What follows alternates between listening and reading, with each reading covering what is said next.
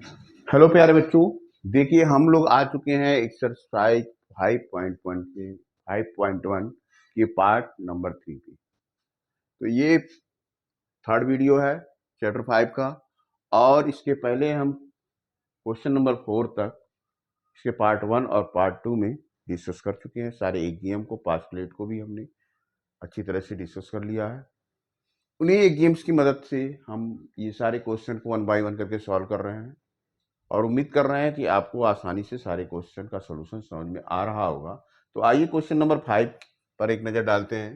देखिए question number 5 क्या कह रहा है। In question 4 point C is called a mid point. जैसे ए और बी एक लाइन है, यहाँ पे पॉइंट सी जो है एक मिड पॉइंट था, ठीक है ना। Prove that every line segment has one and only one mid point. अब आपको प्रूव करना है कि ए बी के बीच केवल एक सिंगल मिड पॉइंट होगा, दो मिड पॉइंट नहीं हो सकते। तो इसके लिए हमको एजप्शन करना पड़ेगा कि मान लीजिए, एक मिनट के लिए हम लोग मान लेते हैं कि देयर बी टू पॉइंट, ये सी और डी दो मिड पॉइंट हो गए। एजप्शन कर लेते हैं, let there be two mid point C and D. अब देखिए अगर सी को मिड पॉइंट हम मानते हैं, ये सी को, ठीक है, ए बी का मिड पॉइंट अगर सी को मान लिया जाए, देन ए सी, जो ए सी होगा वो क्या होगा, बी सी के इक्वल हो जाएगा, ठीक है ना। एक काम और करते हैं, दोनों तरफ इधर भी ए सी ऐड कर देते हैं, इधर भी A C equal to B C तो था ही, दोनों तरफ इक्वल, यानी equal are added on both side, तो उसका रिजल्ट भी इक्वल ही होगा, होल विल बी इक्वल। ये आपका इक्वेशन नंबर 1 आ गया। अब देखिए एक चीज और हम देख रहे हैं कि बी सी और ए सी दोनों को ऐड करने पे किसके बराबर हो जा रहा है, ये ए बी के इक्वल हो जा रहा है। B C plus A C equal to A B. Reason क्या है, जो बी सी है और बी सी और ए सी ये क्वांसाइड है ए बी के, दोनों को मिला दिया तो ए बी पे ही क्वांसाइड हो रहा है। और हमको ये मालूम है अच्छी तरह एग्जाम के द्वारा कि it is known that things which coincide with one another are equal to one another. Euclid का एग्जाम है तो इक्वल हो जाएगा ये भी, ठीक है ना। अब देखिए it is also known that thing which are equal to the same thing are equal to the one another. तो इस तरह से इक्वेशन 1 और 2 को अगर हम लेते हैं तो इक्वेशन 1 क्या था, ए C plus A C B C plus A सी के, तो बी सी प्लस ए सी की जगह, इसकी जगह देखिए यहाँ पे हम ए बी राइट कर सकते हैं। तो यहाँ राइट कर दीजिए A C plus A C equal to A B, यानी 2ac हमारा इक्वल हो गया ए बी। इसी तरह अगर पॉइंट सी की जगह डी रखते हैं तो जहां जहां हमने सी लिखा है वहां डी लिखेंगे, A D plus A D, B D plus A D. तो इस तरह से सिमिलरली अगर हम देखेंगे तो ये फिर हमको ए C equal to A B जैसे आया है उसी तरह 2ac equal to A B आया, 2ad equal to A B आ जाएगा, क्योंकि अब की बार हमने सी की जगह मिड पॉइंट डी रख लिया तो जहां पे सी राइट किया था पॉइंट, वहां पे पॉइंट डी आ जाएगा। अब 3 और 4 को, इक्वेशन नंबर 3 देखिए ये है 2ac equal to A B, question number 4 2ad equal to A B है। अब देखिए ए बी दोनों क्या है, सेम है, तो 3 एंड 4 से वो क्या मिल जाएगा, 2ac इक्वल टू 2ad के। अगर A B equal to A B है तो 2ac इक्वल टू 2ad हो जाएगा, क्योंकि एग्जाम ऑलरेडी क्या कह रहा है, things which are equal to the same things are equal to each other, पढ़ चुके हैं। इसके साथ साथ एक और एग्जाम हमने पढ़ा, things which are double to the same thing are equal to the one other. तो यहाँ पे 2 से 2 कट जाएगा अगर, तो ए C equal to A D हो जाएगा, ये भी एग्जाम का ही पार्ट है। लेकिन ए C equal to A D होगा कब, जब पॉइंट सी और डी क्या होंगे, एक सिंगल पॉइंट पे होंगे तब। इसका मतलब एजम्पशन हमने तो किया था दो मिड पॉइंट, गलत हो गया, रॉन्ग है, और एजम्पशन इज रॉन्ग।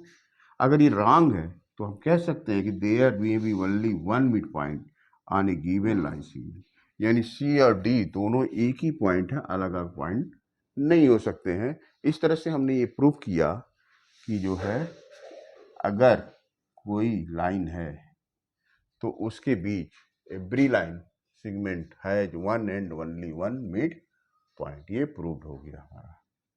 ठीक है बच्चों, तो इसको आप लोग एक बार लाइन बाय लाइन अच्छे से रीड कर लीजिए, प्रैक्टिस कर लीजिए, तो आपको आसानी से इसको प्रूव करने में सफलता मिल जाएगी। ठीक है बच्चों, इसके बाद देखिए 2 क्वेश्चन और हैं इस एक्सरसाइज 5.1 के पार्ट 3 में, उस पर भी आते हैं, तब तक आप इसको देखिए। इस पे आते हैं इन फिगर 5.10, ये फिगर है 5.10, AC इक्वल टू ये कह रहा है BD। अब हमको प्रूव करना है कि AB इक्वल टू CD के, ठीक है ना। तो अब देखिए इसका सोल्यूशन करते हैं। From the figure it can be observe that, from the figure it can be observed that, हम क्या देख पा रहे हैं, देखिए जो AC है यहां से यहां तक की दूरी, AC क्या है, AB प्लस BC के इक्वल, इक्वेशन नंबर 1। इसी तरह जो BD है ये इक्वल टू हो रहा है BC प्लस CD के इक्वल टू, इक्वेशन नंबर। ये 2 बातें तो हमारी क्लियर हो रही हैं, ठीक है ना, कि AC equal to AB plus BC और BD equal to BC plus CD। और देखिए क्वेश्चन में दिया it is given that, question में क्या दे रहा है, AC इक्वल टू AC की जगह पे क्या है, AB प्लस BC लिख दीजिए यहाँ, AB प्लस BC, और BD की जगह क्या लिख सकते हैं, BC plus CD। Question number आपका आ गया 3, ठीक है ना। अब देखिए अकॉर्डिंग टू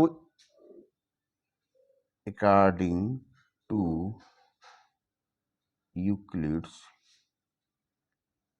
एक्जियम, अगर एक्जियम की बात करेंगे यूक्लिड के, तो when equal are subtracted from equal, तो यह एक्जियम है, when equal are subtracted from equal, तो क्या हो जाएगा, the remainder are also equal, then the remainder are also equal. अगर इस सिद्धांत पे बात करें तो हम क्या करेंगे, सब्ट्रैक्ट करेंगे, subtracting BC from equation 3, from equation 3 we obtain. अब जैसे देखिए इक्वेशन 3 क्या है, AB प्लस BC है, इधर क्या है, BC प्लस CD। अब दोनों तरफ से हमने क्या किया, BC को माइनस, इधर से भी BC माइनस कर दिया, इधर भी, तो रिमाइंडर जो आएगा वो भी इक्वल हो जाएगा, यानी BC से BC कट कर गया, यहाँ BC से BC कट गया, तो रिमाइंडर क्या बच गया, AB इक्वल टू CD। तो ये तो हो ही जाएगा, ये प्रूव हो गया एक्जियम से यूक्लिड के। तो ये क्वेश्चन का सोल्यूशन हो गया, बहुत इजी था बच्चों, आप लोगों ने समझ लिया होगा। अब क्वेश्चन नंबर 7 जो कि इस एक्सरसाइज का लास्ट क्वेश्चन है, इसको हम सॉल्व करते हैं, इसके बाद आपका ये चैप्टर 5 वो फिनिश हो जाएगा। क्योंकि चैप्टर 5 में इस बार जो है एक ही एक्सरसाइज आपको सॉल्व करना है।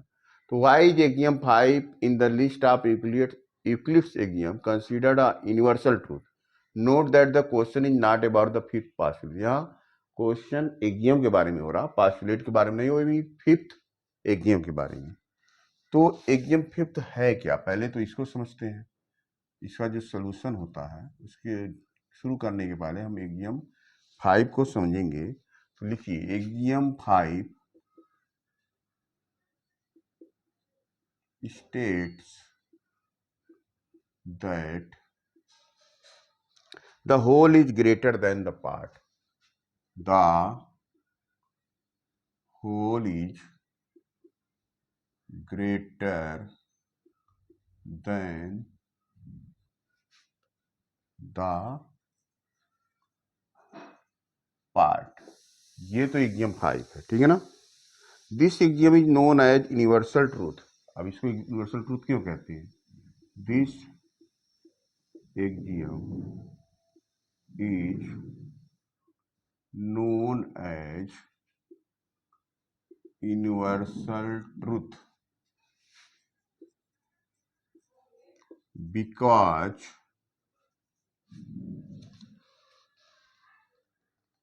it holds true in any field.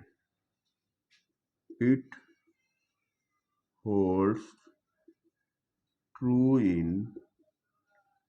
any, किसी भी फील्ड में आप इसको अप्लाई करेंगे तो ये आपको हमेशा जो पार्ट होगा इक्वल उससे बड़ा ही, मतलब पार्ट जो होगा उससे जो टोटल होगा, मतलब ये क्या कह रहा है देखिए, whole is greater than part, ये हमेशा सही होगा किसी भी फील्ड के लिए। And not just in the field of mathematics, केवल मैथमेटिक्स की बात नहीं है। And not just in the field of mathematics. ठीक है बच्चों, तो ये किसी भी फील्ड के लिए आपके ये सही हो सकता है। अब देखिए कैसे है। Let us take two cases, इसके लिए हम दो केस पे हम लोग देखेंगे। Let us take two cases, हम दो केस इसमें लेते हैं, ठीक है ना। केस 1 पहले बात करते हैं। केस नंबर 1 ये क्या है, इसमें देखिए क्या रहा है, let T present a whole quantity. Let T represent a whole quantity. Clear है बच्चों, मान लिया टी जो है होल क्वांटिटी है and only A B C are part of it, and only A B and C are part of it. इसका मतलब T equal to क्या हो जाएगा, A plus B plus C. और अगर ऐसा होता है तो एक चीज तो क्लियर है, clearly T will be greater than, T will be greater than all its parts A, B, C. All its parts A, B and C. Therefore, it is rightly said.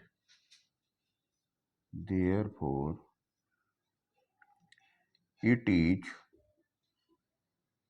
rightly said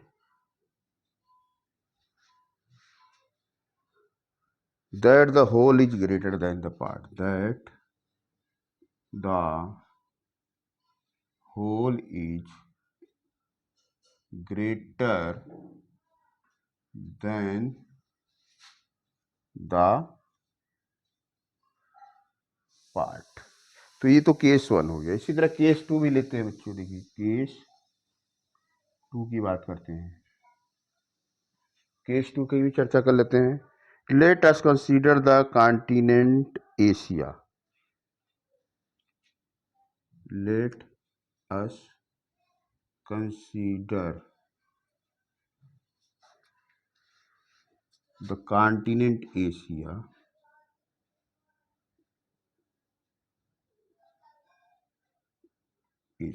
Asia को मान लीजिए हमने, जो continent है उसको consider कर लिया। Then let us consider a country India, और एक कंट्री को कंसीडर कर ले India. Then let us consider a country India, ठीक है ना, इंडिया को ले लिया। विच बिलोंग टू एशिया, और आप जानते हैं इंडिया क्या है, एशिया कॉन्टिनेंट के अंदर है, उसका एक पार्ट है। विच बिलोंग्स टू एशिया, ठीक है। India is a part of Asia, आप सब जानते हैं India is a part of Asia, कोई कंफ्यूजन तो नहीं है, ठीक है ना।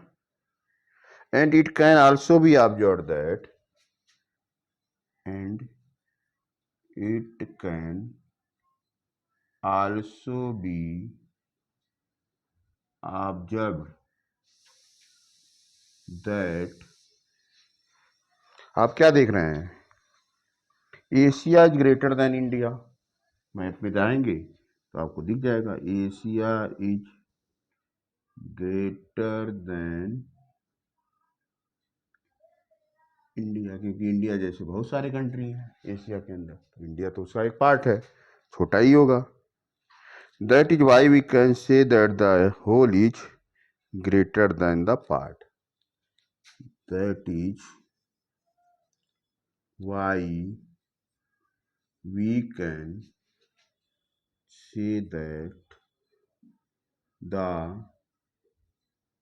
Whole is greater than the part. तो बच्चों देखिए ये चीज तो हमारा क्लियर हो गया, this is true for anything in any part of the world, और ये चीज क्या है, this is true for anything in any part of the world, in any part of the world. ये बात तो वर्ल्ड के किसी भी कोने में आप जाएंगे सही है, तो आप इसको कह सकते हैं this is a universal truth, this this is a